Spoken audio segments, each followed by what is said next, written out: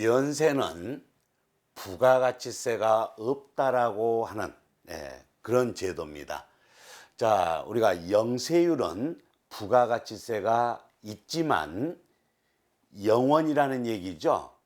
그러나 면세는 부가가치세가 아예 대상이 되지 않는다, 없다라는 얘기입니다.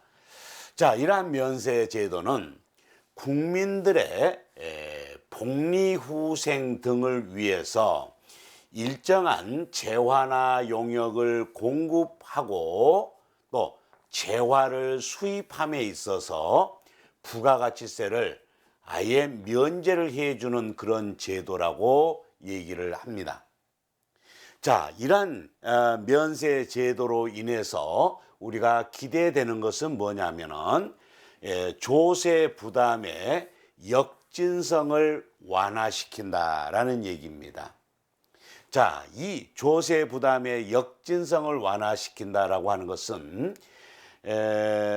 소득이 아주 많은 이런 사람과 소득이 상대적으로 적은 이러한 사람이 어떤 이러한 물품을 소비를 했다 하는 얘기입니다.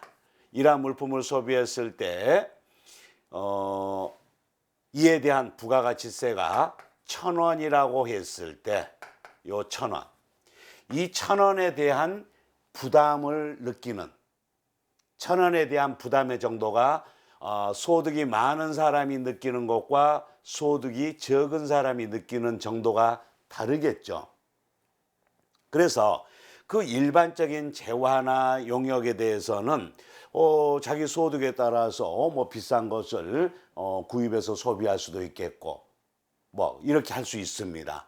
그러나 그리고 이제 소득이 적은 사람은 자기 형편에 맞게끔 또 뭐 구입하지 않으면 되는 거니까요. 그러나 우리가 살아가는데 가장 기본적인 뭐 그런 재화나 용역이라면은 소득이 많은 사람이나 소득이 적은 사람이 선택적으로 구입해서 소비할 수 있는 건 아니란 얘기입니다. 소득이 비록 적다 할지라도 이러한 재화나 용역은 반드시 소비를 해야 되는 그런 경우가 있겠죠? 그런 경우 이 조세 부담의 정도가 다르겠다. 이런 부분들을 완화시켜 주겠다라는 얘기입니다. 그렇게 해서 나오는 게 이렇게 조세 부담의 역진성을 완화시키겠다라고 해서 나오는 게 바로 면세 제도다라고 하는 겁니다. 용어가 좀 특이하죠? 어렵죠?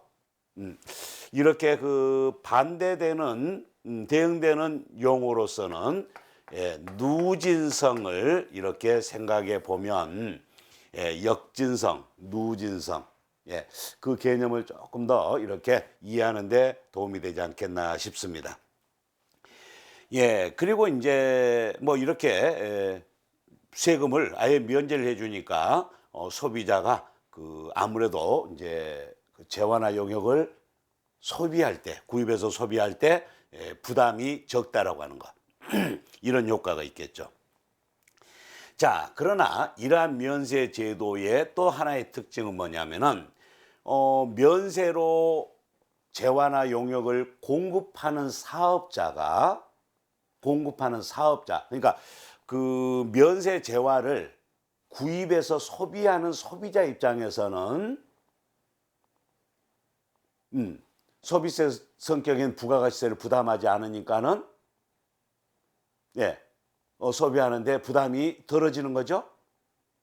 그러나 면세 재화나 용역을 공급하는 사업자 입장에서는 또 우리가 생각을 해보면은 그 사업자가 그러한 면세 재화나 용역을 공급하기 위해서 공급하는 데 사용하기 위해서 구입한 재화나 용역에 대한 매입 부가세 있죠?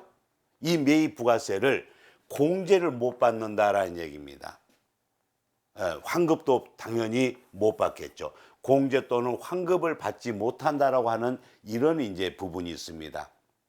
우리가 앞서 봤던 영세율 제도에서는 영세율이 적용되는 재화나 용역을 공급하는 사업자는 매입세액에 대한 공제 또는 환급을 받을 수 있었다는 얘기죠.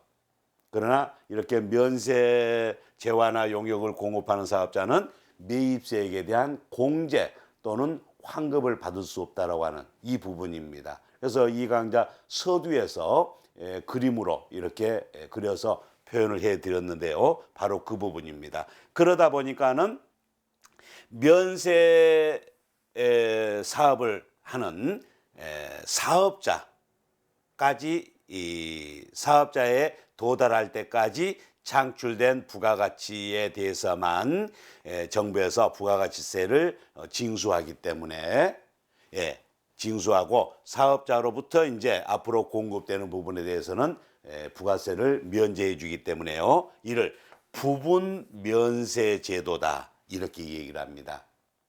그리고 불완전 면세 제도다라고도 얘기를 할 수가 있겠죠. 그러나 앞서 봤던 영세율 제도에서는 완전 면세 제도가 되었죠. 완전 면세 제도. 잘 구분해서 이해를 하시면 좋겠습니다. 자, 이 면세 부분에서도 영세율과 마찬가지로 면세 적용이 되는 그 대상 재화나 용역을 이렇게 나열하고 있는데 대체로 기초생활 필수품에 대한 재화나 용역입니다. 예. 그리고 국민후생 용역,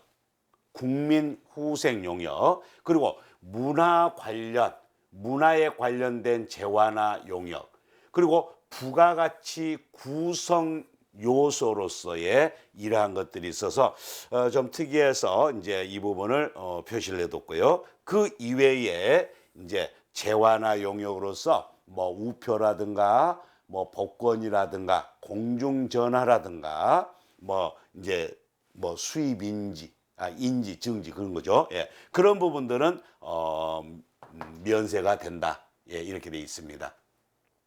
이렇게 쭉 나열하고 있는 거를 다 제시를 하지 않았습니다만은 우리가 먼저 기초 생활 필수품으로서는 미가공된 식료품입니다. 미가공된 식료품. 예, 물론 이제 식용으로 이제 제공되는 것까지를 다 포함하게 되겠죠. 국적 불문입니다. 국적 불문. 예. 그리고 국내에서 생산된 비식용, 이거는 이제 식용이었고, 그죠? 예, 식용을 포함하는 거고, 비식용, 미가공된 농축수 임산물, 예, 이런 것들은 면세입니다. 그리고 수돗물, 예, 수돗물은 면세가 되겠죠. 그러나 생수는 우리가 선택적으로 구입해서 소비할 수 있는 부분이기 때문에 이는 과세로 하고 있습니다. 그 다음 연탄, 뭐 다 잘 아시죠. 그리고 무연탄, 연기가 없는 거죠. 예, 무연탄. 예, 이런 것들은 이제 면세지만은 유연탄과 갈탄, 착화탄 이런 것들은 과세로 분류하고 있습니다. 예, 여기에서 뭐 요즘 신세대들은 이런 것들을 잘 모르겠죠. 예, 그러나 이건 알 수 있을 것 같아요. 착화탄. 예. 우리가 이렇게 나들이를 간다든지 하면 밖에 야외에서 이렇게 이제 숯불을 또 피워서 맛있는 고기도 구워서 드시고 이렇게 이제 할 수 있는 그런 기회가 많잖아요. 그럴 때 예, 숯불에 불을 붙이려면 어떻습니까? 쉽게 안 붙죠. 예, 그러니까 불을 붙일 수 있도록 이렇게 만들어진 쉽게 불이 붙어서 숯불로 이렇게 불이 붙도록 하는 그런 역할을 하는 것들을 착화탄이라고 해서 많이들 보셨을 겁니다. 예, 그리고 이제 여성 생리처리 위생용품이라든가 영유아의 기저귀 그리고 분유까지도 예, 면세네요. 예, 이런 부분들 면세. 그리고 여객 운송 용역도 면세입니다. 그러나 우등 고속버스라든가 뭐 고속전철이라든가 항공기라든가 뭐 이런 부분들은 아무래도 우리 기본적인 운송 영역이 아니죠. 좀 더 뭐랄까 고급화된 뭐 그런 이제 운송 영역이다. 이런 부분들은 이제 과세를 하는 거죠. 그러니까 면세 제도가 아주 우리 기본적인 부분이다. 예, 여기에 이제 제한하고 있다라는 성격을 생각하면 쉽게 이해가 될 것 같습니다. 예, 그다음 주택, 우리가 살아가는데 가장 중요한 부분 아니겠습니까? 이러한 주택과 이에 덧붙여진 부수된 토지의 임대 용역입니다. 주택의 임대 용역, 예, 주택의 임대 용역 어떻습니까? 주택 임대 용역은 면세예요. 거기에 딸린 부수적인 부수된 그런 토지에 대한 임대 용역도 면세가 되는데요.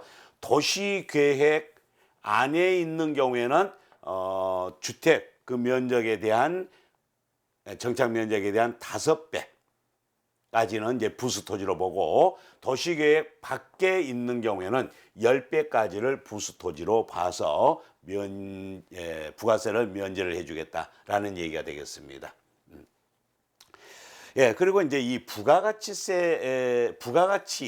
구성 요소라 해서 금융보험 용역이 면세가 되겠죠. 자, 그런데 토지 건물에 대해서는 교재에서도 구분해서 잘 표시를 해뒀습니다만은 먼저 토지를 판매하는 거죠. 예, 토지를 판매하면은 면세입니다. 토지는. 그런데 토지를 임대하는 것은 과세라고 얘기했죠. 토지를 임대하는 것은 과세입니다. 자, 그런데 방금 봤습니다마는 주택의 부수된 토지, 이 부분은 부수된 토지의 임대 용역은 뭐라고요? 면세.